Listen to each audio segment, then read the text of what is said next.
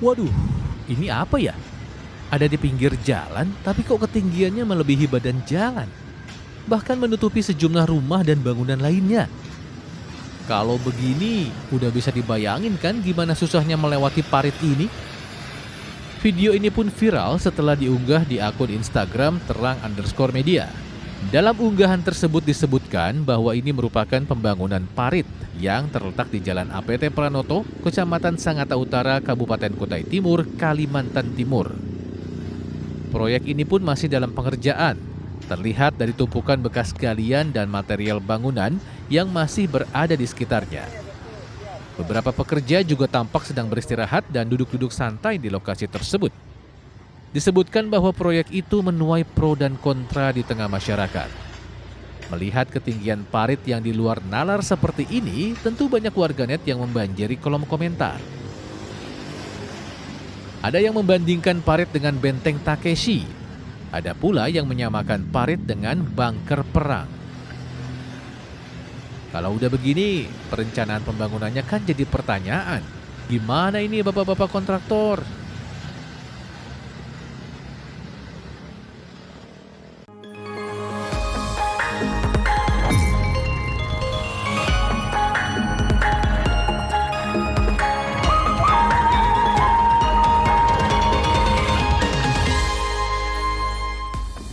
Halo, selamat pagi Oscar. Selamat pagi Tasya dan selamat pagi juga sahabat TV. Kembali lagi bersama kami di Lensa Indonesia Pagi ya. Dan tadi sudah dibuka dengan informasi pembangunan parit yang tinggi banget ya. Yang viral ya, ini di luar Nurul kalau kata anak zaman sekarang gitu ya.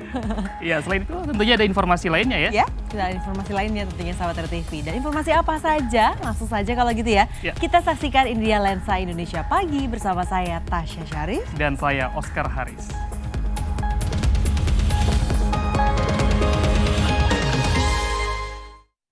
Sahabat RTV, kecelakaan beruntun terjadi di Jalan Raya Puncak, Cisarua, Bogor, Jawa Barat pada Selasa siang. Ya, tidak ada korban jiwa dalam insiden ini, namun kecelakaan yang diduga akibat remblong mengakibatkan 8 kendaraan rusak parah dan belasan orang terluka. Jadi kecelakaan di Tugu Utara. Warga Cisarua, Kabupaten Bogor, Jawa Barat dikejutkan dengan bunyi hantaman kendaraan yang terjadi di Jalan Raya Puncak Selasa siang.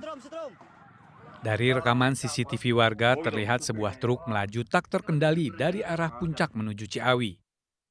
Truk hilang kendali dan mendorong sebuah mobil sebelum menabrak sebuah angkutan umum dan sebuah motor. Truk masih melaju dan menabrak 3 mobil dan 2 motor lain yang ada di depannya. Truk box yang berisi air mineral dalam kemasan ini baru terhenti setelah menabrak sebuah warung makan dan bengkel. Warung milik warga hancur berantakan akibat terhantam truk berkecepatan tinggi.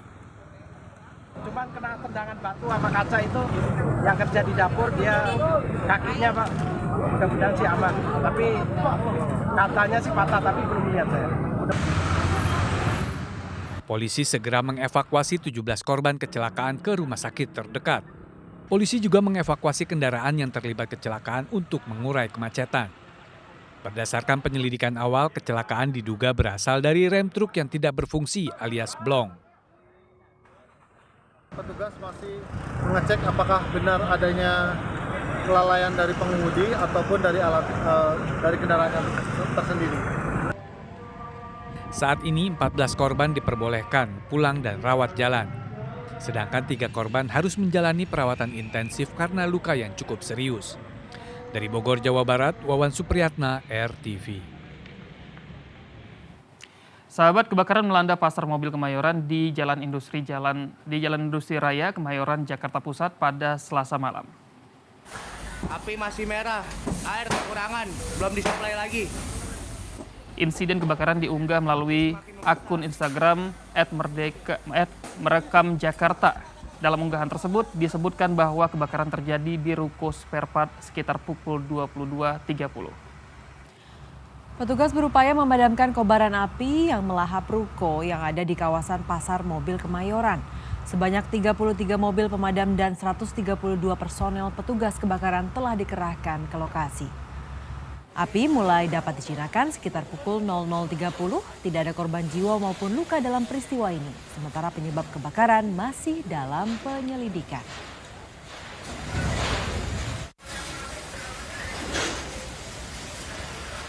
Kita ke informasi selanjutnya sahabat RTV. Pasangan calon presiden dan wakil presiden nomor urut 2 Prabowo Subianto dan Gibran Rakabuming Raka menemui Gubernur Daerah Istimewa Yogyakarta Sri Sultan Hamengkubuwono X di kantornya. Ya, dalam pertemuan yang berlangsung secara tertutup ini, Sri Sultan berbincang ringan dengan pasangan calon ini dan tetap menempatkan diri dalam posisi netral dalam Pilpres kali ini.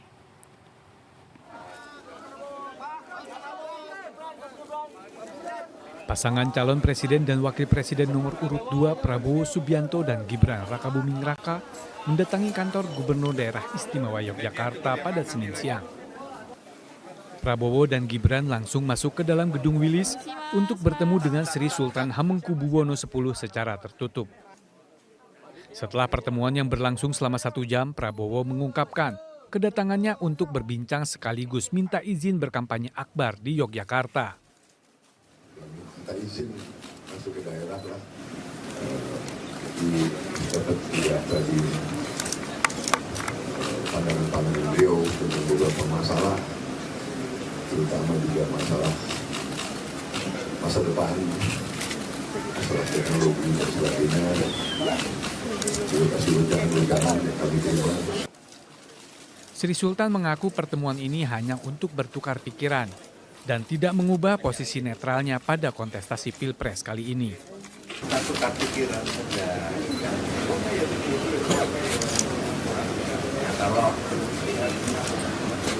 Kalau Pilpresnya, kampanye dan sebagainya ya bukan bagian dari itu. Daerah Istimewa Yogyakarta merupakan lumbung suara bagi Partai Banteng Moncong Putih. Dalam pemilu 2019, PDIP menjadi pemenang pemilu dengan 29% suara. Sedangkan Gerindra ada di peringkat 5 dengan 8% suara. Dan untuk pemilihan presiden, Prabowo memiliki sejarah buruk di Provinsi Istimewa ini. Di tahun 2014, Prabowo hanya mendapatkan 44% suara. Sedangkan di tahun 2019 justru turun menjadi 30%. Di pemilu tahun 2024, daerah istimewa Yogyakarta ada di peringkat 18 dalam jumlah DPT terbanyak nasional. Ada total 2,87 juta pemilih yang akan memberikan hak pilihnya. Pertanyaannya, apakah Prabowo bisa mengubah komposisi perolehan suara di daerah istimewa Yogyakarta dalam Pilpres dan pemilu kali ini? Dari Yogyakarta, Nuzul Nugraheni, RTV. Ya, sehari usai mengikuti debat, calon wakil presiden nomor urut 1 Muhaimin Iskandar langsung meluncur ke Sukabumi, Jawa Barat pada Senin kemarin. Gus Muhaimin menggelar kampanye terbuka bertemu dengan ratusan pendukungnya di lapangan Pajajaran, Kecamatan Cibadak, Kabupaten Sukabumi, Jawa Barat.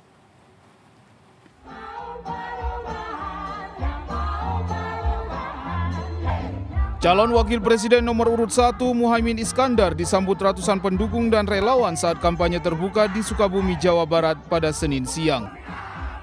Ketua Umum PKB itu hadir dalam kampanye terbuka hanya sehari setelah mengikuti debat Cawapres pada Minggu malam. Para pendukung Gus Muhaimin memadati lapangan Pajajaran, Kecamatan Cibadak, Kabupaten Sukabumi, Jawa Barat. Antusiasme warga dan relawan dalam menyambut kedatangan Caimin tak terbendung hingga sempat saling berdesakan. Antusiasme massa yang begitu besar itu diapresiasi oleh Muhaimin. Dia berharap Sukabumi bisa memberikan kontribusi besar pada pemilu 14 Februari mendatang. Ya, alhamdulillah semangat teman-teman, warga-warga dari Sukabumi ini menambah optimisme kita bahwa Sukabumi ini lumbung kemenangan PKB di Jawa Barat. Beberapa waktu yang lalu saya juga sudah kesini di tempat yang lain, dukungannya luar biasa. Karena itu saya sangat berterima kasih kepada seluruh warga masyarakat Sukabumi, kader-kader partai koalisi, para relawan yang dari berbagai kelompok, semuanya telah bergerak dan surveinya memang sangat membanggakan. Sekarang tinggal kita jaga komitmen kesungguhannya sampai tepat. Muhaimin memang layak berharap banyak pada Sukabumi dan Jawa Barat pada umumnya. Hal ini mengingat PKB meraih suara terbesar ketiga terbanyak di Jawa Barat setelah Jawa Timur dan Jawa Tengah pada pemilu 2019 lalu. Sementara khusus untuk Sukabumi, PKB mampu meraih 5,97% suara. PKB berada di posisi ke-7 dari 16 parpol. Maka sangat wajar jika Muhaimin menggelar kampanye terbukanya di Sukabumi. Selain untuk mempertahankan pencapaian di pemilu 2019, Muhaimin juga berharap Sukabumi tetap menjadi lumbung kemenangan bagi PKB. Akankah berhasil? Jawabannya bisa dilihat pada 14 Februari mendatang. Dari Sukabumi, Jawa Barat, Suhendi, RTV. Untuk membela petani di tengah surga, tongkat kayu.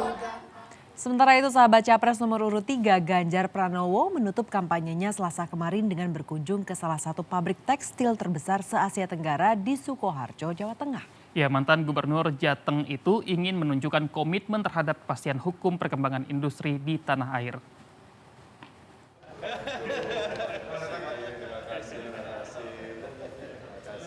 Safari politik jelang debat final calon presiden pada 4 Februari mendatang, Capres nomor urut 3 Ganjar Pranowo menyambangi salah satu pabrik tekstil di Ngemplak Jetis, Sukoharjo, Jawa Tengah pada Selasa malam. Tak disangka pimpinan perusahaan bersama ratusan karyawannya ternyata sudah menanti kehadiran Capres PDI Perjuangan tersebut.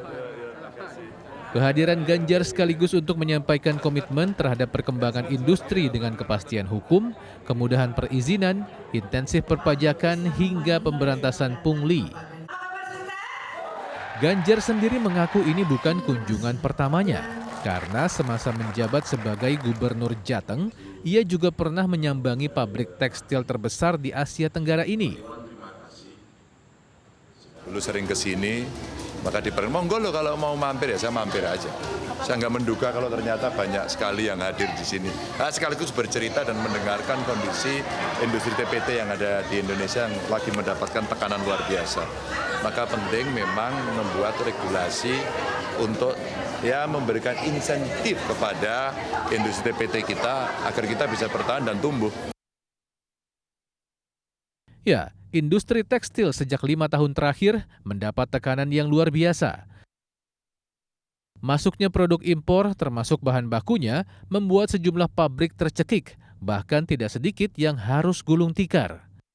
Hal itu kemudian merembet pada sektor tenaga kerja, di mana ribuan pekerja menerima pemutusan hubungan kerja setelah pabrik tidak beroperasi. Sejak Januari sampai dengan Oktober 2023, ada 7 perusahaan produk tekstil yang mem-PHK karyawannya hingga dengan total jumlah 6.500 orang yang tersebar di Banten, Jawa Barat, dan Jawa Tengah. Ironisnya, angka ini masih bisa bertambah.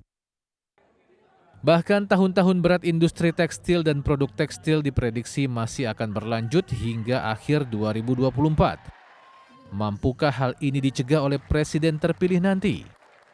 Dari Sukoharjo, Jawa Tengah, Joani Augusti, RTV.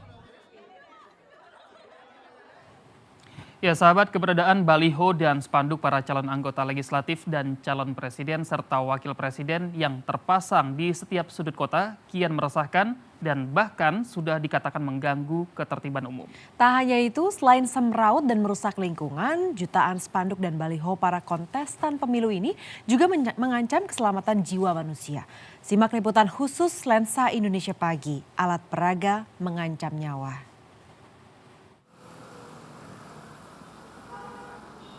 Jutaan spanduk, baliho, umbul-umbul yang menampilkan wajah-wajah calon anggota legislatif atau caleg atau calon wakil rakyat dan juga pasangan calon presiden dan wakil presiden terpampang dengan gagah dan menghiasi setiap sudut kota.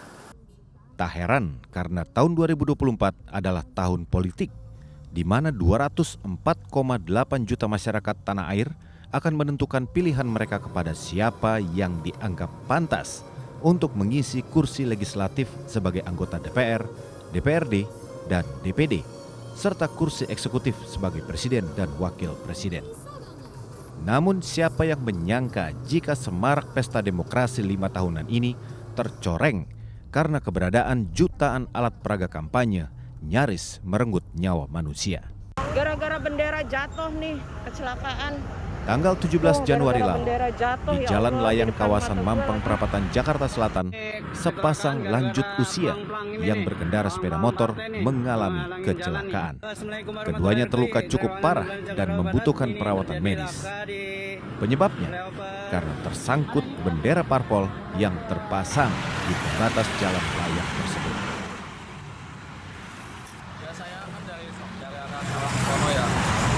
Pas saya lewat itu abangnya udah, yang ada ibu-ibunya udah tiduran. Yang bapak satunya bapaknya berdarah semua kemudian. Itu kenapa bang? Karena ini nih bendera ini nih nyangkut benderanya. Karena ada kejadian, Panitia Pengawas Pemilu atau Panwaslu baru turun tangan melakukan penelusuran. Lalu, apa hasilnya? Memang ya sekarang ini kan sedang masa kampanye, jadinya untuk alat peraga ini tuh memang sedang masanya gitu. Jadi kita juga nggak tahu. Kita sih udah melakukan mitigasi ya supaya nanti ada koordinasi dari tingkat Bawaslu Kota ke Parpol. Ada pemakluman, seolah sebuah hal yang wajar. Sudah jatuh korban, tindak lanjut hanya sampai pada koordinasi antara Bawaslu dengan partai politik peserta pemilu. Regulasi aturan main pemasangan alat peraga kampanye yang diatur KPU masih terdapat kelemahan sehingga terhindar dari pelanggaran. Peraturan KPU nomor 15 tahun 2023 pasal 71 ayat 1 mengatur larangan pemasangan alat peraga kampanye berupa spanduk dan baliho di tempat umum. Namun pasal ini tidak menyebutkan larangan pemasangan APK di jalan umum. Sementara di pasal 70 ayat 1 justru mengatur larangan pemasangan bahan kampanye berupa stiker, poster, brosur di jalan protokol, jalan bebas hambatan, fasilitas lain yang dapat mengganggu ketertiban umum, dan sarana prasarana publik. Celah aturan inilah yang dimanfaatkan peserta pemilu untuk bisa memasang alat peraga kampanye di jalan raya seperti ini dan tidak dianggap sebagai pelanggaran. Kesadaran peserta pemilu untuk mentaati peraturan menjadi pertanyaan besar. Bahwa sesuatu yang sudah diatur secara jelas itu benar-benar dilanggar oleh setiap calon legislatif, eksekutif, baik di level provinsi sampai ke nasional gitu. Jadi bagaimana mungkin kemudian mereka punya komitmen yang besar terhadap lingkungan gitu ya, dan penegakan hukum yang baik kalau sejak starting awal aja mereka sudah melanggar hukum dan mereka sudah tidak memperhatikan etika terhadap lingkungan. Meski ada celah, bukan berarti tidak bisa ditindak. Penertiban pemasangan alat peraga kampanye yang membahayakan pengguna jalan pada akhirnya menjadi pilihan yang harus diambil. Di Kabupaten Cirebon, Jawa Barat, pihak Bawaslu bersama petugas Satpol PP mencopot alat peraga kampanye yang terpasang di sepanjang jalan di jalur Pantura demi mencegah terjadinya kecelakaan lalu lintas. Jika sudah membahayakan nyawa manusia, masih efektifkah berkampanye menggunakan alat peraga seperti ini? Tim Liputan RTV.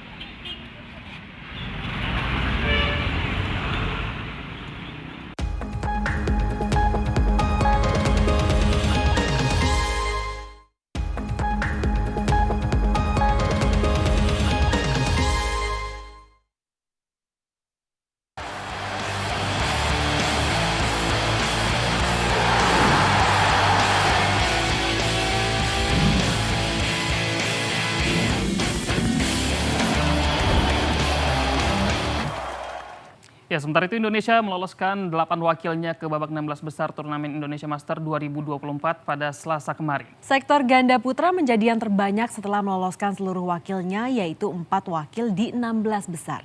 Nah, informasi ini sahabat RTV sekaligus menutup jumpa kita di Lensa Indonesia pagi hari ini. Terima kasih atas perhatian kamu. Saya Tasya Syarif. Dan saya Oscar Haris. Pamit undur diri. Terima kasih dan sampai jumpa.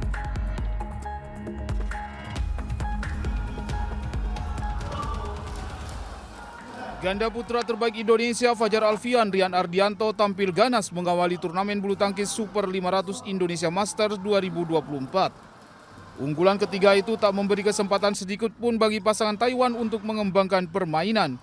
Fajar Rian mampu menang hanya dalam tempo setengah jam dengan skor 21-16 dan 21-14. Alhasil, Fajri pun meraih tiket ke babak 16 besar. Menurut Fajar, kemenangan perdana ini menjadi modal untuk membuktikan bahwa ganda putra Indonesia masih ada. Kalau bicara pressure, semua pemain pasti ada ya. Tapi kami sendiri lebih ke pengen menampilkan yang terbaik. Apalagi di dua pertandingan sebelumnya Indonesia tidak ada yang masuk semifinal. Jadi ya semoga di sini kami bisa bermain maksimal dan bisa membuktikan ya bahwa Indonesia masih kuat di bulu tangkis. Tiket 16 besar juga diraih junior Fajar Rian, pasangan muda Leo Roli Karnando, Daniel Martin. Pasangan muda yang tengah mencoba bangkit lagi itu berhasil tampil gemilang saat menghadapi pasangan Jerman di babak 32 besar. The Babies mampu menang 2 set langsung dengan skor 21-16 dan 21-17. Leo Daniel harus bertarung selama 46 menit demi bisa lolos ke 16 besar. Menurut Leo, dirinya dan Daniel harus bisa bermain lebih tenang lagi agar bisa memenangkan pertandingan. Di awal kami masih menyesuaikan suasana, jadi kami harus lebih tenang lagi supaya kami tidak terganggu keputusan mereka yang sering memancing-mancing emosi. Jadi kami coba lebih tenang lagi dan bisa berdoa. Terus poin-poin terakhir ya kami harus kembalikan keadaan lagi supaya bisa menang pertandingan. Selain kedua pasangan itu, ganda putra juga meloloskan pasangan Bagas Maulana Sohibul Fikri serta Sabar Gautama Reza Pahlevi. Hari ini giliran tunggal putra dan putri serta ganda campuran yang akan bertarung memperebutkan tiket ke 16 besar. Dari Jakarta, Olivia Ferrari, Indra Bramantio, RTV.